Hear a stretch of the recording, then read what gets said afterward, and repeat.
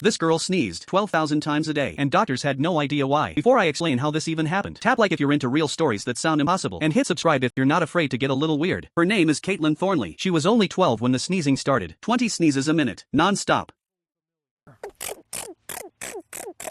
She couldn't go to school, couldn't sleep, and said she even sneezed in her dreams. To this day, there's no clear cause, no official diagnosis, just a mystery that left her life on pause. What do you think it was? Stress, nerves, something deeper? Drop your theory in the comments.